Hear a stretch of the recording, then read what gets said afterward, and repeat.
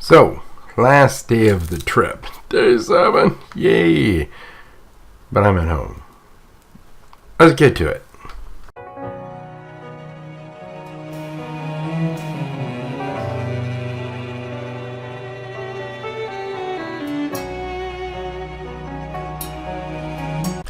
Okay, so the last day was actually one of Bumblebee's absolute favorite ones because it was all of Lake Superior traveling the north, and a lot of the different places to stop along the way. But I am going to start this off with a surprise for all of you. Okay, so somewhere on our trip of 7 days, and I'm never going to tell you guys where, how, or when, I have met this wonderful person. Jesus. And her name is Blue. Say hi, Blue. Hi, guys. And now you guys can all bug me and bribe me. And how well did that work with Blammo? It didn't work. And it's awesome to see you. You too. I know. What do you think? I think it's awesome. Oh, Jesus. Trying to embarrass me. Here we go. Yeah. And I'm not showing her picture because that's up to her and she never does that. You've got to be super privileged and you guys are not. Anyway guys, we all love you. That was the Blue time. Yes, the Blue time. It's awesome to meet her. And again guys, somewhere in those 7 days we met Blue. Have fun guys. Oh, anyway, back to our regular scheduled program. Alright, so we are on day 7? Yep, day 7. Facing the sun. Yeah, and we are in Sault Ste. Marie. We're about to go and take a look at the locks, and we have a wonderful, exciting day about a lot of nature stuff along the way. Yeah. Yeah. Anything you want to add? I'm excited. Yay! See you guys in a bit. Bye.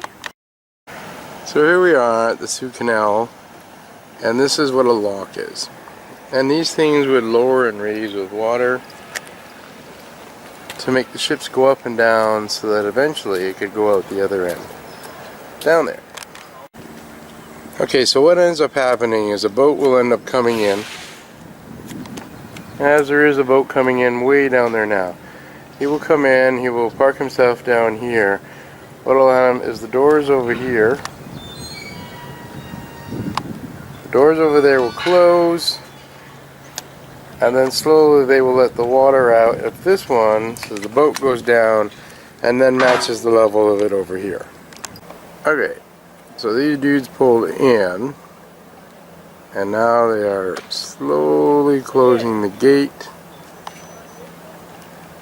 And we're going to sit here for a bit, and we'll show you periodically what happens. Okay, so now you can see that they started releasing the water back into the lower half. Right. Just notice that, see how much farther that thing has gone down? And notice now we've got on this gate, definitely have a floor. That side's getting lower.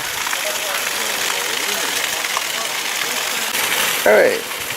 See, and now they're starting to open up the gate doors on this side.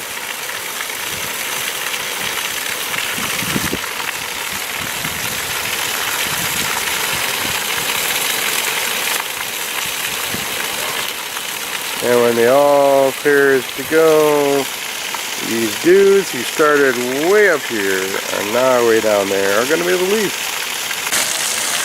And see, there they go.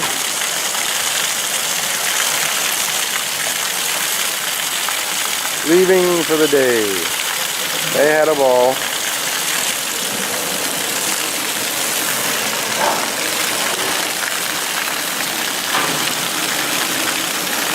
Later guys. So the Canadian Carvers, which has been here for 48 years in Pancake Bay. Alright, these guys are retiring, they're closing down. They got wicked sales on here. And they got butter tarts with pecans for you guys. And ice cream. Lots of ice cream. She's like hiding over there. Alright. Now we're gonna go check the beach out. So there's Bumblebee putting her foot in the water of Lake Superior on the east side.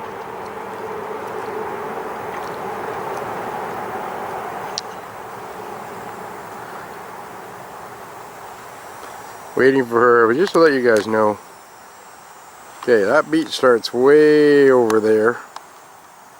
And it gets us off all the way around over here, down, all the way and around. Oh, just zoom in, and way still out there. So this is Pancake Bay for you guys. And still waiting for her to put her foot in the water. Hint, hint. Alright, feet in. She is now like ankle deep in Lake Superior. You're good. Nope. Saying goodbye to Pancake Bay, and look. Once we get out past the water, there ain't nothing out there. That's a big lake. Lake Superior is one of the biggest. So here we are in Alona Bay with Bumblebee. We just went down the hill, took pictures. Yeah. That was an intense hike. Still on the east side of Lake Superior.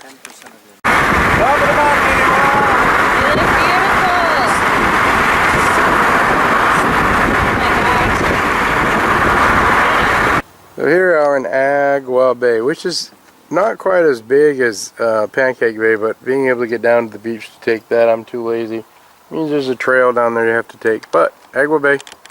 Okay, so I'm down here at the beach because Teverz couldn't make it. There's a little river running through the middle of the beach, and you can see it's very beautiful. Very, very beautiful. So here we are, Agua Bay, up on the top of the hill.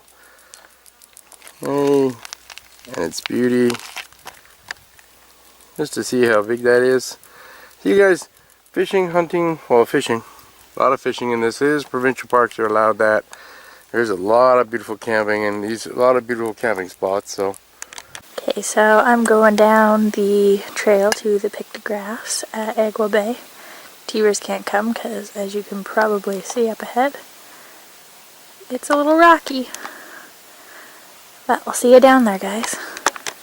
Okay, so this is the sign I see. It says, "Death and injury have occurred and highly unpredictable waves have washed visitors off the rock ledge while viewing the pictographs." So, you know, that's comforting to me. Just wanted you guys to see how gorgeous this trail is. It's really beautiful, guys. Really, really beautiful. Okay guys, so I'm walking down. You can see there's these big cliffs on either side of me. I'm just going to walk down this little gully and see what I can see out from here. You know, walking down some crazy rocks with the camera in my hand is a really, really good plan. Oh my gosh, it's gorgeous down here.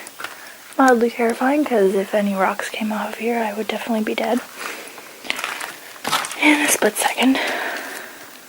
But there's the view you can see out there. Wow, that's awesome. So this is just the information about that little thing. It says, the granite walls of this deep chasm were formed about 2.5 billion years ago from molten rock deep beneath the Earth's surface. 1 billion years ago, pressure fractured the granite, forming fissures through which lava flowed. Today, relics of this activity are present as dark blobs of diabase, varying from a few centimeters to over 100 meters wide. And there's like a diagram of it. Pretty cool. Okay, so I made it down to Agua Rock. You can see it's this giant rock face. I have to climb along holding onto those chains, so I'm not going to be able to video it, but it looks like it's going to be awesome. And there's the view of the bay right there. Okay, so you can see really one faint set of pictographs. They're drawn in red ochre on the granite here. I don't know if you can see them very well on the camera, but it's an Ojibwe tribe in a bunch of canoes, and I think it looks like a fish. And I'm just holding on to the chain down here. Okay, so here's another much clearer pictograph here. This is the water spirit that the Ojibwe people living on Agua Bay believed inhabited Lake Superior.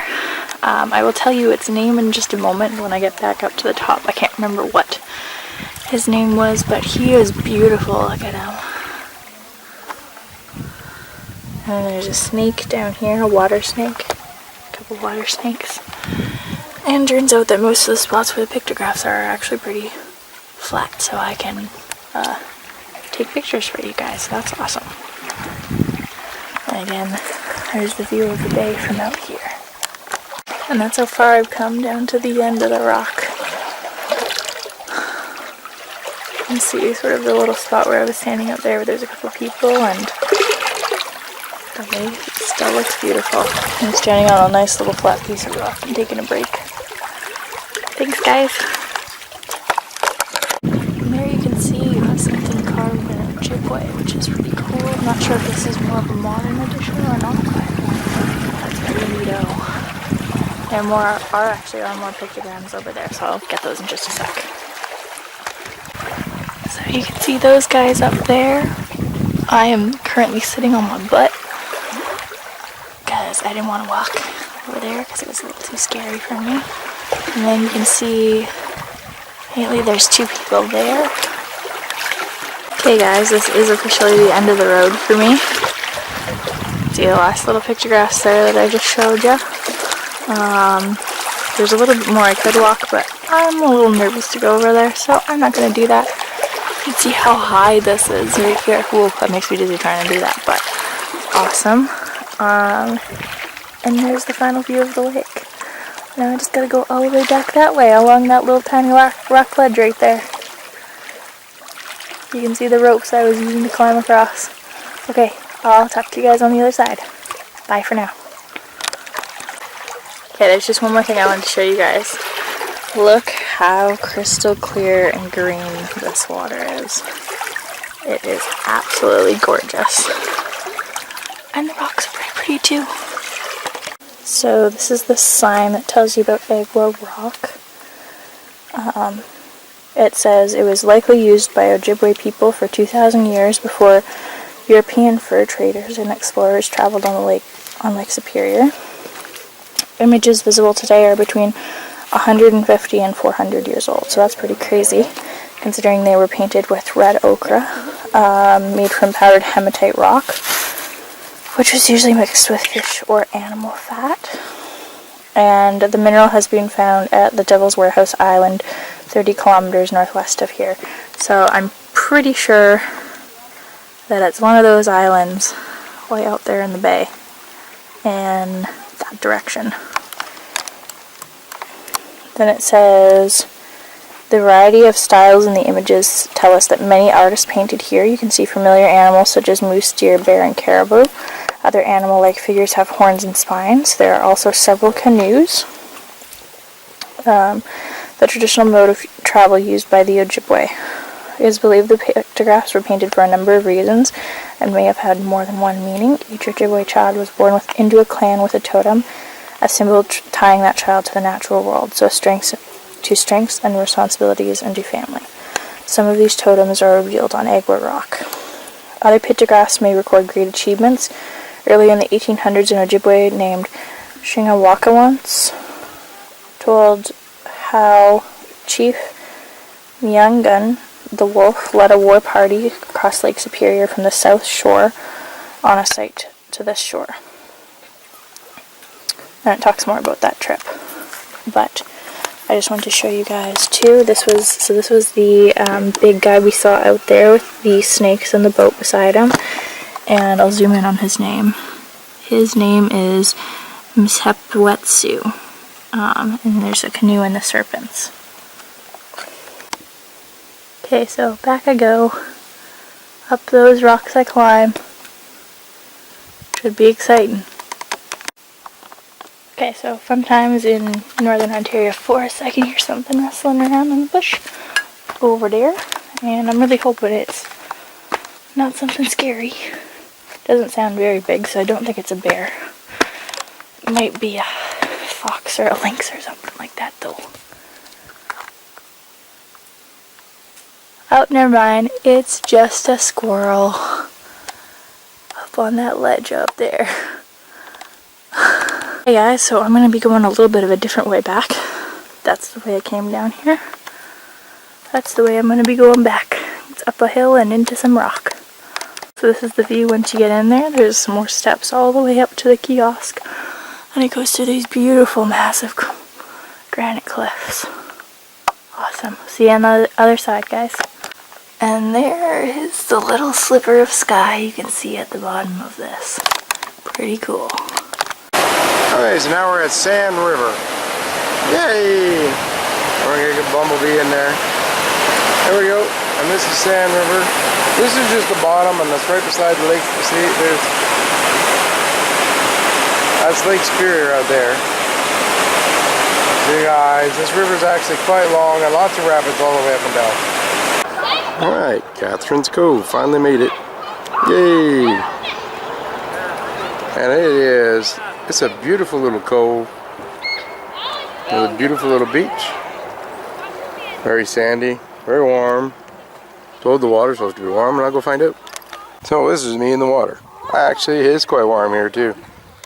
Yeah, it's still beautiful. Wow. There she goes.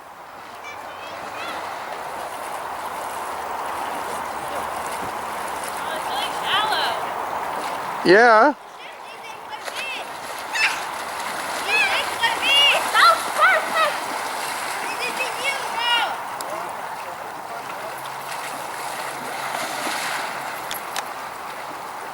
Yeah, she was running.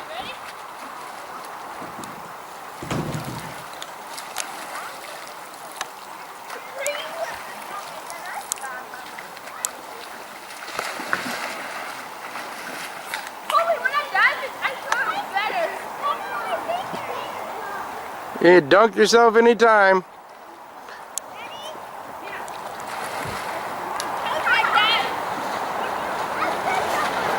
I think she's waiting for the perfect moment to dunk herself.